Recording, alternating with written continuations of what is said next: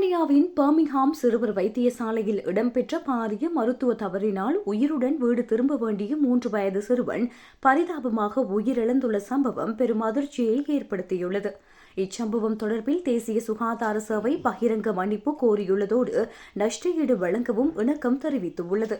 வல்வர்ஹாம்ப்டன் பகுதியைச் சேர்ந்த 3 வயது சிறுவன் ஆரவ் சோப்ரா பிறப்பிலேயே கல்லீரல் நோயினால் பாதிக்கப்பட்டிருந்த நிலையில் கடந்த 2023ஆம் ஆண்டு ஆகஸ்ட் மாதம் கல்லீரல் மாற்று அறுவை சிகிச்சை செய்யப்பட்டது. இது சிறுவனின் வாழ்வில் ஒரு புதிய தொடக்கமாக அமையும் என்று அவனது பெற்றோர் நம்பியிருந்தனர். இருப்பினும் சிறுவனின் உடல் புதிய கல்லீரலை ஏற்க மறுத்ததால் மேலதிக பரிசோதனைக்காக நவம்பர் மாதம் பர்மிங்ஹாம் சிறுவர் வைத்தியசாலையில் அனுமதிக்கப்பட்டார். அங்கு சாதாரண பயோப்சி பரிசோதனை மேற்கொள்ளப்பட்டது. பரிசோதனையின் போது அங்கு கடமையிலிருந்த ஒரு பயிற்சி மருத்துவர் ஊசியை செலுத்திய போது தவறுதலாக ஆரவின் மார்பு பகுதியில் உள்ள ஒரு பிரதான இரத்த நாளத்தை துளைத்துள்ளார். இதனால் மார்பு பகுதியில் ரத்தம் கசிந்து சுமார் 1 மணி நேரத்தின் பின்னர் அந்த சிறுவனுக்கு இதய தம்பம் ஏற்பட்டுள்ளது. சுமார் 30 நிமிடங்கள் போராடி சிறுவனை மீட்டெடுக்க முயன்ற போதும் மூளையில் ஏற்பட்ட பலத்த பாதிப்பு காரணமாக அடுத்த நாளே ஆரவ் மரணித்துள்ளார். இந்த மரணம் தொடர்பான விசாரணையில் பல அதிர்ச்சிகரமான தகவல்கள் வெளியாகியுள்ளன. அந்த பரிசோதனையை செய்த மருத்துவர் 6ஆம் ஆண்டு பயிற்சியில் இருப்பதாக கருதப்பட்டது.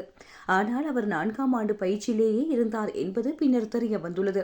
அறுவை சிகிச்சைக்கு 1 வாரத்திற்கு முன்பே நிறுத்தப்பட்டிருக்க வேண்டிய இரத்தம் உறைதலை தடுக்கும் மருந்துகள் நிறுத்தப்படவில்லை. இது இரத்த கசிவை அதிகப்படுத்தியுள்ளது. இரத்த கசிவு ஏற்பட்டதை அங்கிருந்த மருத்துவ குழுவினர் ஆரம்பத்திலேயே கண்டறிய தவறியதோடு அவர்களுக்குள் முறையான தொடர்பாடலும் இருக்கவில்லை என மரண விசாரணை அதிகாரி சாடியுள்ளார்.